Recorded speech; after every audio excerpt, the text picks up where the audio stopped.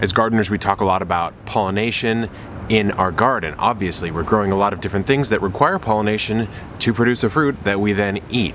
So pollinators and wildlife are super important, but how do we get them in the garden? So we're talking about in today's video, but we're adding a little bonus because we're gonna do it for ourselves too, highlighting 6 different plants you can use in a cocktail herb garden. And just because I love you Brits, a cocktail herb garden. Kevin Espiritu here from Epic Gardening, where it's my goal to help you grow a greener thumb. And again, a lot of these herbs or herbs we've heard about before, but they serve a couple different benefits for our gardens. And so we're gonna highlight them, and at the end of the video, I'm gonna take some of them and turn them into a garden-infused simple syrup from the recipe book, The Drunken Botanist, which is super cool, and I highly recommend you check that book out. So I'm doing this video in partnership with the National Wildlife Federation, and you're gonna see exactly how you can select some native plants directly on their website that are guaranteed to explode and become epic in your garden. So without further ado, cultivate that like button for epic cocktails, and let's get into the video. So here we are at the National Wildlife Federation's Native Plant Finder, which is really cool. If you click Find Native Plants, and we're just gonna put in a random zip code. Let's look up like the zip code to Delaware, which doesn't even make sense. We're gonna look up Claymont, Delaware. Okay, let's see what's native to Claymont, Delaware.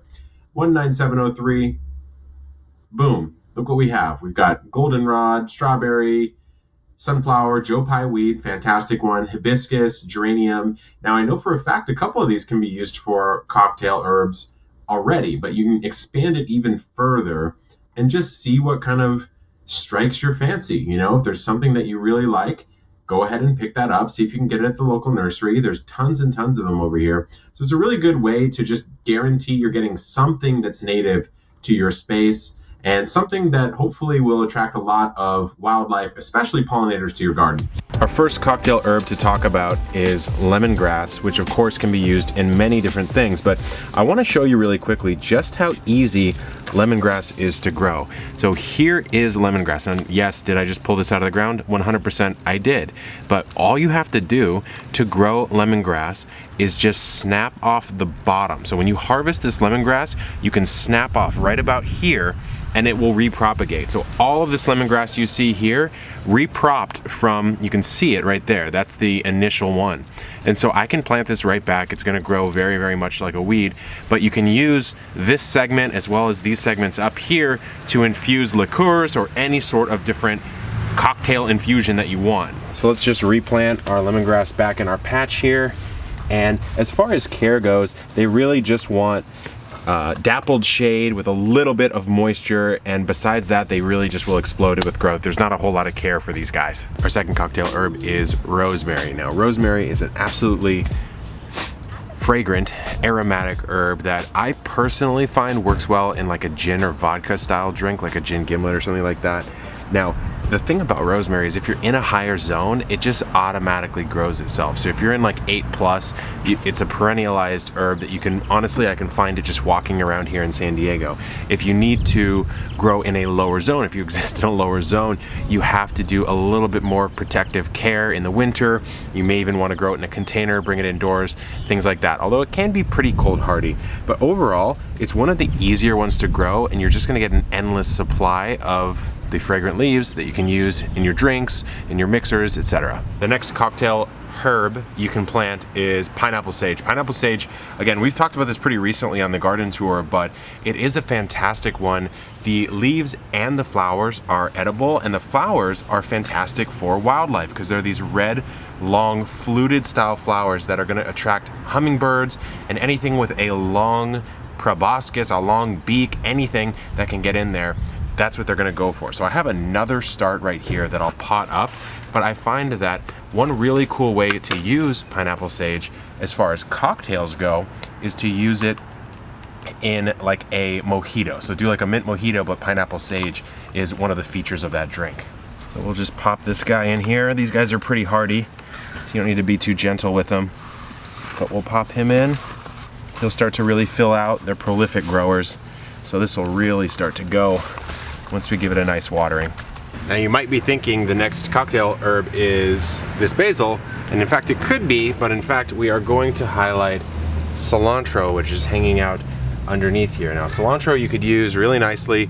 Actually, you could grow peppers as well, which are just a normal vegetable, and mix that in and have some sort of tequila, cilantro infusion, jalapeno style spicy cocktail. But the thing about cilantro is it's really weird because the time you want it, which is typically summer for your salsas, it struggles to grow. And so I recommend, there's a variety called Slow Bolt that will do pretty well. Otherwise, if you're growing your cilantro in the summer, I do recommend putting it in some sort of part shade or cooler area of the garden to stave off that bolting. And you know what? It's really not the end of the world if it bolts, because if it does, it then just becomes coriander. The seeds are what we call coriander, which is just another spice that we use, and I'm sure you can also use that in a cocktail too. Another great one that's kind of underrated, both in the garden and the kitchen, at least in my cooking, is thyme. And so this is a citrus thyme variety that of course would lend itself to some like nice fresh summer cocktails with like grapefruit or the Meyer lemon that I have growing in my yard. But thyme really is quite easy to grow. You can grow it basically as a ground cover. So I'm just gonna pop it in this neglected section of my herb garden right near the edge. It'll do fine in pretty well draining soil. It's a Mediterranean herb, so lots of sun, lots of heat, a decent amount of water, but don't overwater it. And then it's really going to start creeping and growing all over the place. You'll have a bush that you'll have more than enough time to do whatever you want with. Our final cocktail herb is the wonderful basil. Now this one is kind of unique. It grows in a really straight up column. It's Greek columnar basil. It's one of the rarer types, I guess you could say. And if you are looking for different varieties to kind of spice your garden up while growing the same plant, then check the upper right hand corner out, because I have a video on 8 different types of basil that you might not have heard of. But really, I mean, this one is nice because it doesn't produce a lot of flowers, whereas this one does. And so while I use this one for my wildlife and my pollinators, I might use this one in the cocktail garden. So with that said, let's go ahead and figure out how to make that simple syrup. So again, we're using the recipe from the book, The Drunken Botanist. We've got some pruning shears, and the first thing I'm gonna do is I need about a ½ cup of trimmings. So we're gonna take the columnar basil, and I'm gonna try to prune it in a way that increases bushiness. So if I locate a section right there, you can see, it's hard to see, but I've pruned it right above a growth node. And so this is gonna split in bush, and I've got one section here. I'm gonna grab one more of basil before I move on to the next herb that we need. We are going to remove this lemongrass that we transplanted in because it's already out, so we might as well use this in the infusion. Finally, I want to trim up this pineapple sage, especially as I planted a new one. So I'm going to grab this right here, and you can notice it's similar rules to basil. See how there's leaves coming out on these sides? That'll help it bush up. So I've trimmed it without actually hampering the growth too much. I'm going to leave this one on because we do have some flowers there, so I want our native wildlife and our pollinators to hang out on that. But this guy here looks like it could also go for a prune. So now I have 2 nice chunks of pineapple sage. So the first thing to do is get some of the nonsense off. So let's get all the leaves off of our sage and basil. And the smell is already permeating up into my nostrils, guys. I'm really curious how this is gonna taste. I've never done it before, so we'll see. Pro tip on these basil stems is when you just bring your finger down like this, they come right off, so it's really easy. Do that here too. Boom, boom, and then we get to the lemongrass. On the lemongrass, I wanna remove this part, because this is the part I planted before to get the lemongrass, which is beyond dead right here, so we don't need that at all. And I'm just gonna remove some of these decaying leaves to get to the interior, and man, does that smell really dang good. So we'll take that off, get some of the dirt out of there, and then I'll just rough chop with my pruners the lemongrass down, because if we want to infuse, kind of stands to reason that you want to have more surface area to be able to infuse. And so let's just chop this a little bit, and we're also gonna rough chop and bruise up the other herbs that we've got too.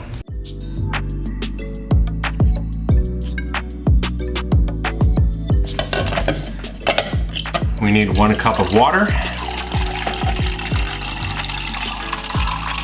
Boom. In goes the water. Let's drop our herbs in.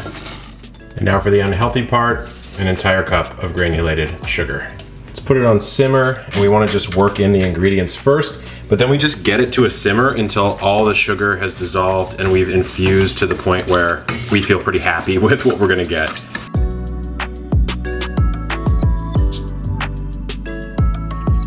Now, if I had a strainer, I would use a strainer, but I don't for some reason. So I'm gonna try to gently pour this into our little bottle here, straining out our herbs.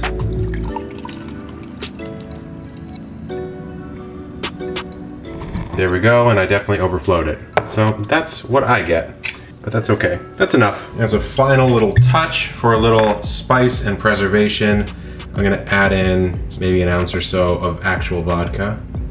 Boom. And that should keep for a couple weeks.